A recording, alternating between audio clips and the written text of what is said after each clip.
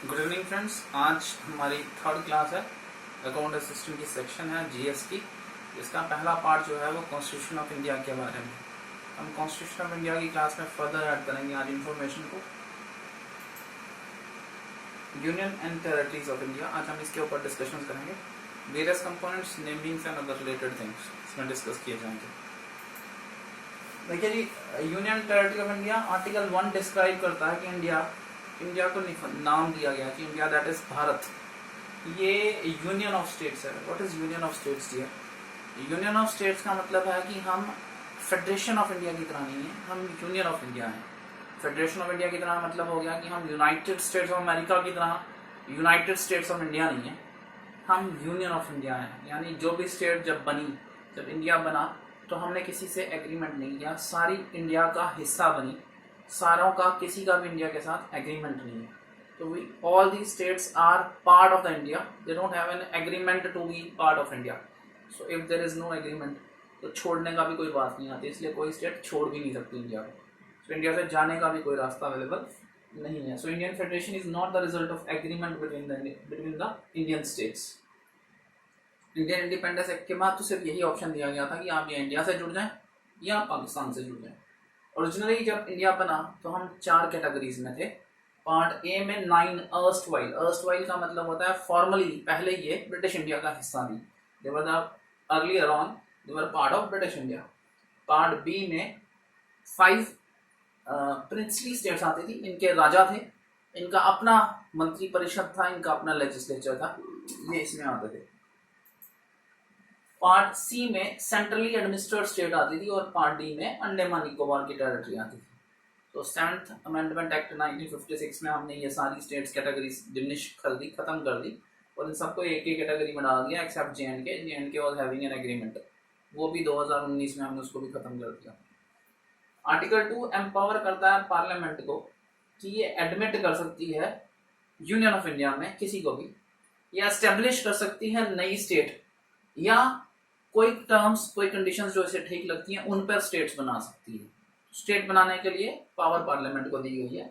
Article 3 बोलता है कि एग्जिस्टिंग स्टेट्स जो हैं उनको चेंज किया जा सकता है, उनकी फॉर्मेशन की जा सकती है, उनमें चेंजेस लाए जा सकते हैं with in the territory of India. जो इंडिया की टेरिटरी है उसमें ये सारे चेंजेस किए जा सकते हैं। आर्टिकल 3 जो है ये पार्लियामेंट को ऑथराइज करता है कि ये नई स्टेट बना सकती है, can form a new state by separation of the territory from the any other state. तो किसी एक स्टेट को काट के नई स्टेट बनाई जा सकती है, कोई स्टेट्स 2 बाइंड करके नई स्टेट्स बनाई जा सकती हैं, किसी के पार्ट्स जोड़ के नई स्टेट बनाई जा सकती हैं, या किसी टेरिटरी को किसी स्टेट से हटा के किसी और स्टेट में जोड़ा जा सकता है। ये बी पार्ट में इंक्रीज कर सकती है एरिया किसी स्टेट का, ये उसके एरिया को कम कर सकती है, ये बाउंड्री को अल्टर कर सकती है, ये नेम को भी अल्टर कर सकती है। ये सारी पावर्स पार्लियामेंट के पास ऑथराइज की गई हैं। और याद रखिएगा कि ये जो कोई भी बिल जो इन सब चेंजेस को लाए, इसके लिए प्रायर अप्रूवल चाहिए हमको प्रेसिडेंट का। तो ये जब भी गवर्नमेंट लाती है तो इट इज अज्यूम कि गवर्नमेंट के पास इसका अप्रूवल है, गवर्नमेंट अप्रूवल प्रेसिडेंट का लेके आती है। एक और चीज याद रखिएगा, प्रेसिडेंट को रेफर करने के बाद before recommending the bill, president ये रेफर कर सकता है ये बिल स्टेट लेजिस्लेचर को जहां ये अल्टरेशन होनी है, जिस स्टेट में ये अल्टरेशन होनी है वहां ये भेजा जा सकता है। बट याद रखिएगा जो भी स्टेट रिकमेंड करेगी ये बाइंडिंग नहीं है प्रेसिडेंट के ऊपर, so he is not bound to accept the point given by the state legislature. अगला बात ये है कि अगर बार बार कुछ चेंजेस करने हैं तो सब्सिक्वेंटली हर बार चेंज के लिए स्टेट लेजिस्लेचर को बताने की जरूरत नहीं है।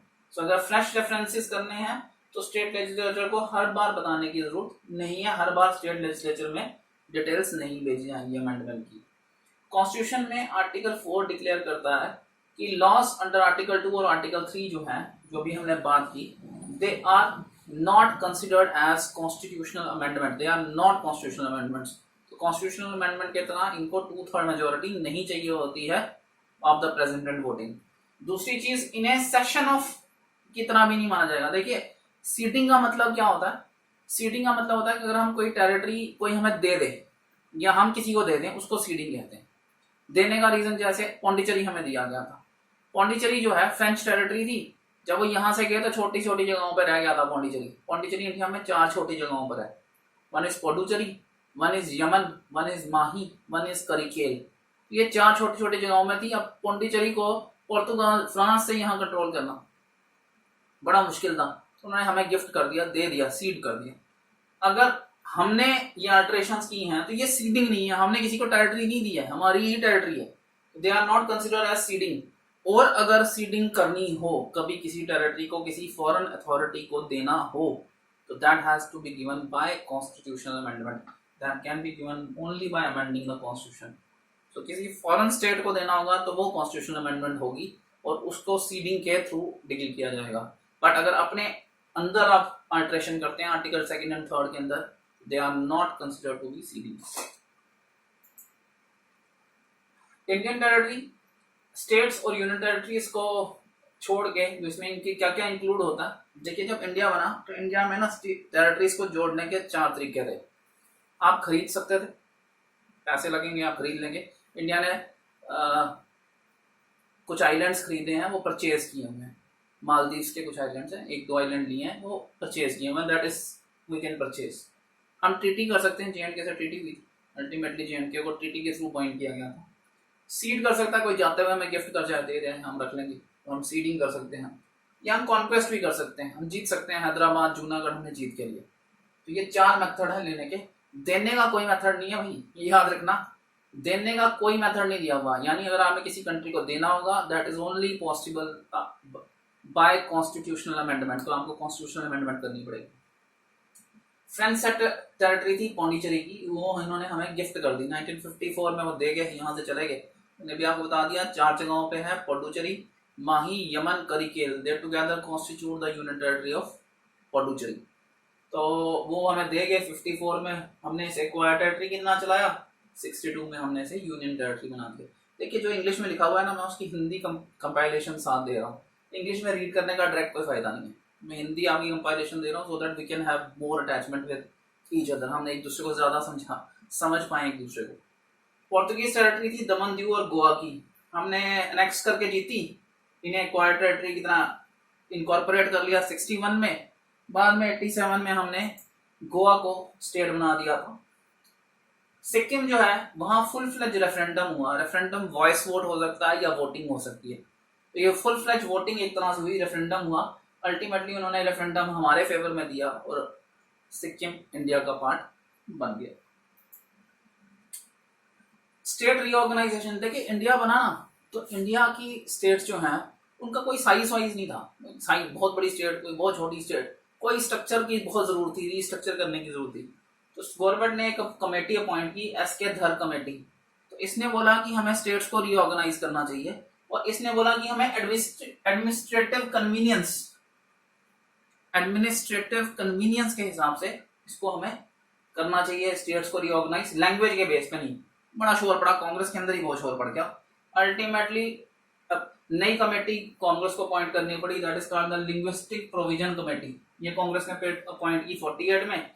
इसे जेवीएल कमेटी भी कहते हैं। जवाहरलाल नेहरू, वल्लभ भाई पटेल और पीताबाई सीतारमैया इसके मेंबर्स थे।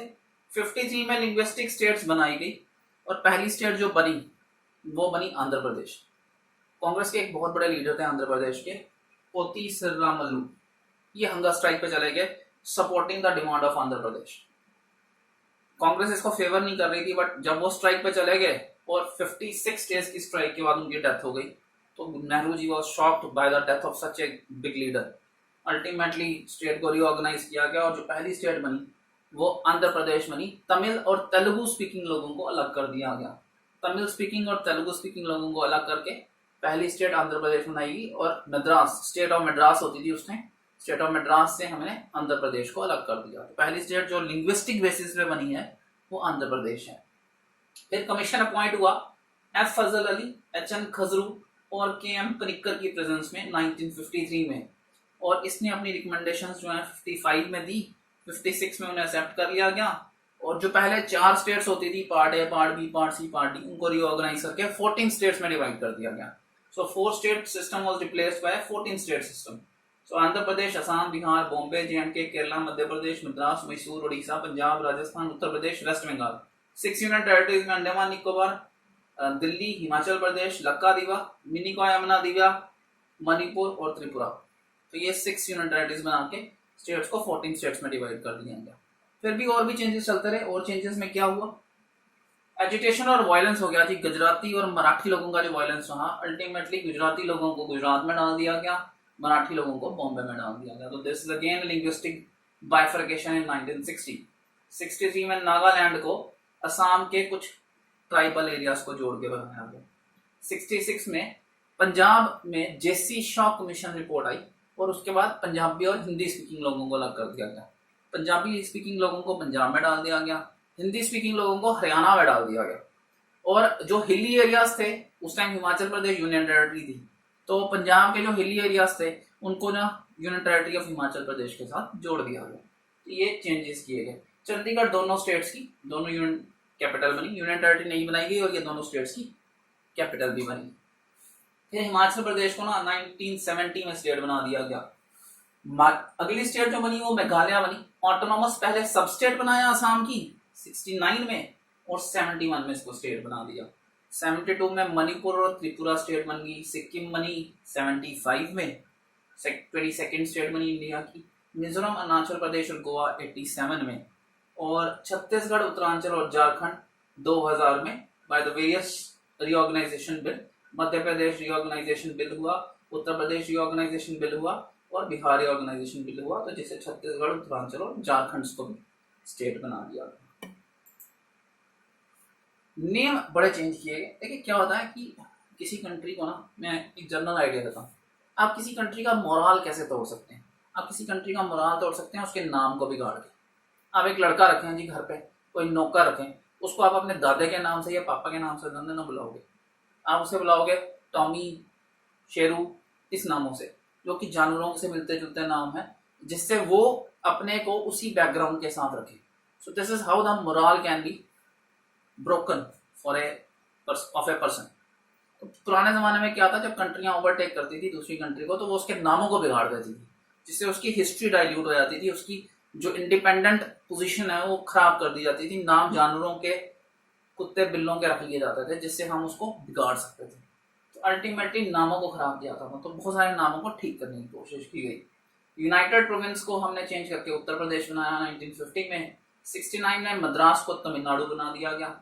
अब मद्रास का नाम सुनेंगे ना तो this is mad and rascal.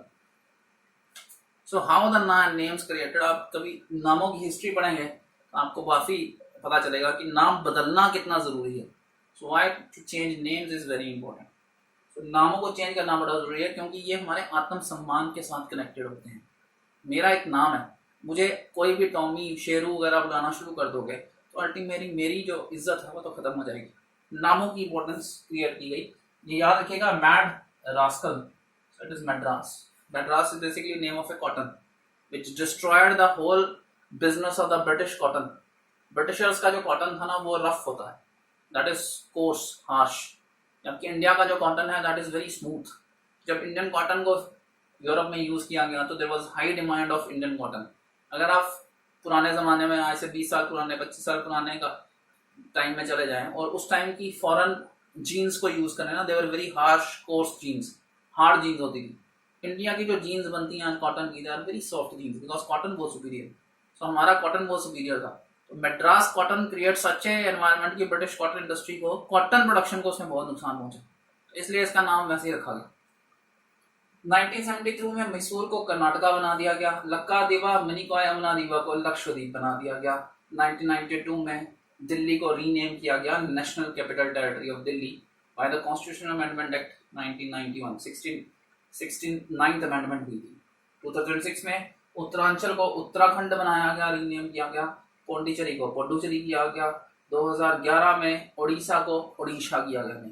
नामों को चेंज करना very, I personally feel that the foreigners have given name to अब इंडिया का नाम सुनेंगे ना, इंडिया या Hindu word, many a time people speak Hindu to be a religion, but literally speaking Hindu is a geographical name of a place of people who live east of Sindhu। Sindhu के जो east में रहते थे, सिंधु से इंदु, इंदु से Hindu word आया। So it is a geographical name of the people living in the area of this country doing the ideal worship, जो मूर्ति पूजा करते थे और सिंधु के रहते थे उन्हें हिंदू कहा गया। So Hindu is basically the name given by foreigners to us. ये हमारा नाम नहीं है, ये इंडिया के लोगों का नाम नहीं है। This is basically the name given by foreigners. So anybody living in this area is a Hindu because practically is the name of a geographical region. ये ज्योग्राफिकल रीजन का नाम है।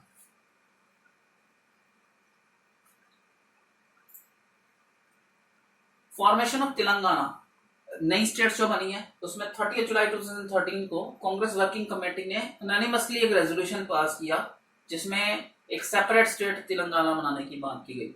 वेरियस स्टेजेस के बाद बिल जो है वो पार्लियामेंट में फेब 2014 में आया और फेब 2014 में आंध्र प्रदेश रिऑर्गेनाइजेशन एक्ट भी पास हो गया पार्लियामेंट से। तेलंगाना स्टेट बनाई गई बाय नॉर्थ वेस्ट और 10 districts of the north west Andhra Pradesh. इस बिल को प्रेसिडेंट की असेंट मिल गई और ये 1 मार्च 2014 को ऑफिशियल गैजेट जो है हमारा उसमें भी आ गया था। स्टेट ऑफ तेलंगाना फॉर्मली बनी ऑन 2 जून 2014। केसी राव कल्वाकुंतले चंद्रशेखर राव पहले चीफ मिनिस्टर बने। ये तेलंगाना राष्ट्र समिति पार्टी के हेड थे। हैदराबाद ने एग्री किया कि वो दोनों स्टेट्स की, तेलंगाना और आंध्र प्रदेश दोनों की कैपिटल रहेगी for maximum period of 10 years. But ultimately Andhra Pradesh ने अपनी कैपिटल नहीं खड़ी कर ली, दैट वाज अमरावती, और उन्होंने 2016 में सेक्टेड वहां शिफ्ट की और लेजिस्लेचर 2017 मार्च तक वहां शिफ्ट हो गया and ultimately Amravati becomes the capital of Andhra Pradesh. JNK reorganisation हुई है 2019 में। जेएनके रिऑर्गेनाइजेशन एक्ट 2019, ये एक्ट है पार्लियामेंट का और इसमें प्रोविजंस दिए हुए हैं जिससे रिकॉन्स्टिट्यूट किया गया जेएनके को into 2 union territories. One is called Jammu and Kashmir and another is called Ladakh। 31 अक्टूबर 2019 को ये बिल जो है ये 2 अगस्त 2019 को अमित शाह ने राज्यसभा में इंट्रोड्यूस किया था। ये उसी दिन वहां से पास हो गया। फिर इसे लोकसभा में इंट्रोड्यूस किया गया 6 अगस्त 2019 को, ये वहां से भी पास हो गया। फिर इसे प्रेजेंट असेंट के लिए 9 अगस्त 2019 को भेजा गया था। प्रेसिडेंट ने सिग्नेचर कर दिए और ये अल्टीमेटली स्टेट जो है जेएनके की रीऑर्गेनाइज कर दी गई। इस बिल को लाने से पहले एक प्रेसिडेंशियल ऑर्डर लाया गया था जिससे आर्टिकल 370 को मॉडिफाई किया गया था। इसके अंदर जो सेपरेट स्टेटस था जेएनके का उसको एलिमिनेट कर दिया गया था। तो आर्टिकल 370 को मॉडिफाई करके पहले एक प्रेसिडेंशियल ऑर्डर लाया गया और उसके बाद ये स्टेट रिऑर्गेनाइजेशन एक्ट का बिल लाया गया जो अल्टीमेटली एक्ट बन गया 2019 में। आज हम यहीं तक पढ़ेंगे। स्टेट्स के सारे डिवीजन, सारे पार्ट्स मैंने डिस्कस किए। Any issue, anything, we will be discussing those points in the next class. Thank you.